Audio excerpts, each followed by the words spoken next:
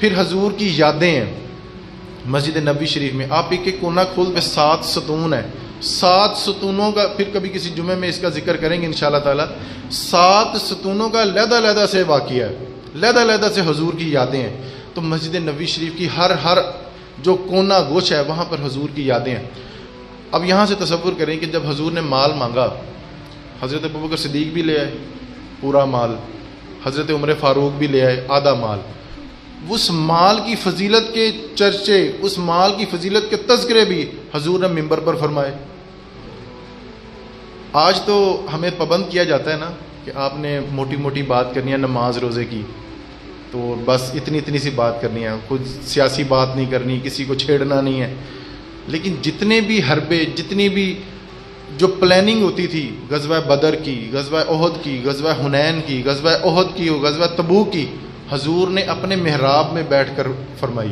صحابہ کا یوں جمع غفیر ہوتا تھا, وہاں پر جتنے بھی حربے حضور دیا کرتے تھے وہ بھی منبر سے ہوتے تھے. پھر حضور نبی کریم صلی اللہ علیہ وسلم کی ایک زوجہ ہیں حضرت سیدہ طیبہ طاہرہ حضرت عائشہ صدیقہ رضی اللہ تعالیٰ عنہ. جب کچھ لوگوں نے مذموم عزائم کے تحت ان کی طہارت پر جب کوئی داغ لگانے کی کوشش کی, حضور نے تعقب فرمایا. تو جب آیتیں نازل ہوئیں تو وہ فضیلت والے خطبے بھی حضور نے منبر پر ہی کھڑے ہو کر بتائے. ان کا ذکر بھی, ان کی شان مبارکہ بھی منبر سے ہی حضور نے بیان فرمائی. ایک دفعہ حضور تشریف فرماتے, حضرت مولا علی شیر خدا نے نا پیار سے شغل میں ہی حضرت سیدہ فاطمہ کو کہا کہ میں دوجی شادی کرن پہ لگا. حضرت مولا علی شیر خدا فرماتے ہیں کہ میرا ارادہ کوئی نہیں سیگا, لیکن حضرت سیدہ فاطمہ ناراض ہو گئیں. حضور کے کان میں جا کے کہا کہ علی تو یہ کہہ رہے ہیں کہ میں دوجی شادی کرنے لگا. حضور نے کہا آؤ بھی مسجد میں. اب یہ مسجد کا آپ کو میں حسن بتا رہا ہوں کہ جتنے صحابہ کے جو تذکرے ہیں, جتنی شانیں ہیں, وہ بھی منبر سے بیان ہوئی ہیں. تو حضور فرمانے لگے آؤ بھی صحابہ آؤ مسجد میں. منبر سج گیا, حضور وہاں پہ تشریف فرما ہوئے. حضور نے جلال فرمایا. حضرت مولا علی شیر خدا بھی بیٹھے ہیں اور ڈر رہے ہیں اور کانپ رہے ہیں, اور جیسے بندہ اتا ہی آچ بیٹھا ہوئے تو سیر گھٹنوں کے ساتھ لگا لے, تو اور حضور جلال فرما رہے ہیں. تو حضور فرمانے لگے میری سارے امتیوں کو 4 شادیوں کی اجازت ہے, جو چاہے دوسری شادی کرے, پر میرے علی کو اجازت نہیں ہے. جب تک میری بیٹی حضرت مولا علی شیر خدا کے نکاح میں ہے تو حضرت مولا علی شیر خدا کو اجازت نہیں ہے. تو یہ تذکرے حضرت بی بی فاطمہ زہرا رضی اللہ تعالیٰ کی, یہ تذکرے بھی حضور نے منبر سے ہی پھر اسی مقام پر حضور نے فرمایا تھا کہ جس نے میری فاطمہ کو ایذا دی, تکلیف دی, تو گویا اس نے مجھے تکلیف دی, اور جس نے میری فاطمہ کو خوش کیا گویا اس نے مجھے خوش کیا. تو یہ تذکرے بھی, یہ شانیں بھی حضور نے اپنے منبر سے ہی بیان فرمائی. پھر حضرت امام حسن حضور خطبہ دے رہے ہیں, جمعہ پڑھا رہے ہیں. حضرت مولا علی شیر خدا بھی بیٹھے ہیں, حضرت عثمان غنی بھی بیٹھے ہیں, حضرت عمر فاروق بھی بیٹھے ہیں, اور حضرت ابوبکر صدیق بھی بیٹھے ہیں.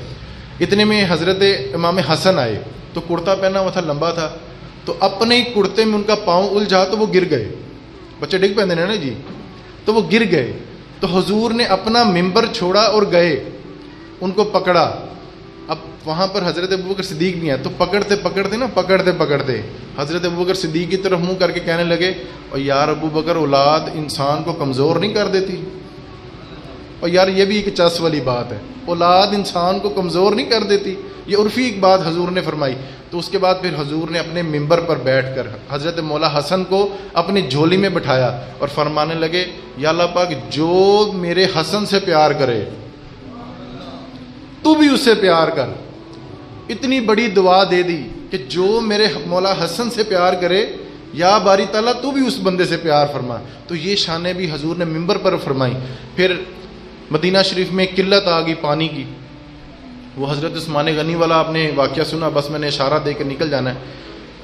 تو وہ یہودی سے وہ کنواں خریدنا تھا, تو حضور نے صدا بلند بھی منبر سے ہی فرمائی کہ بھی کون ہے بھی میرا غلام جو اس یہودی سے وہ کنواں خریدے گا اور مسلمانوں کو وقف کرے گا. تو حضرت عثمان غنی کھڑے ہوئے, حضور میں حاضر, لبیک یا رسول اللہ, میں حاضر.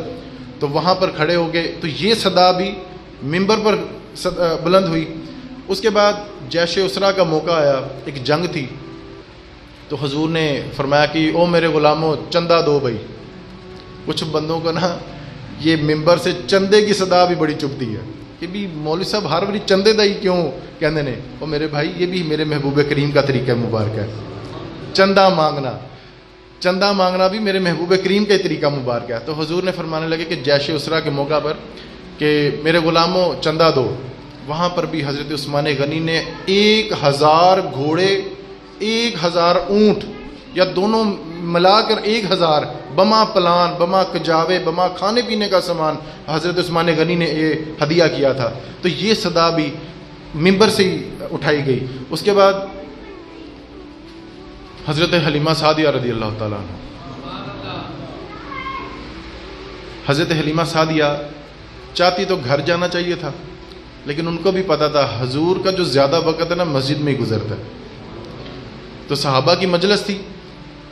یہ والدین کی عظمت بھی یہ بھی نبی پاک نے ممبر پر بھی فرمائی. حضرت حلیمہ سعدیہ انہوں نے حجاب لیا ہوا تھا، تو جب وہ آئیں تو صحابہ نے اپنا جگہ رستہ چھوڑا.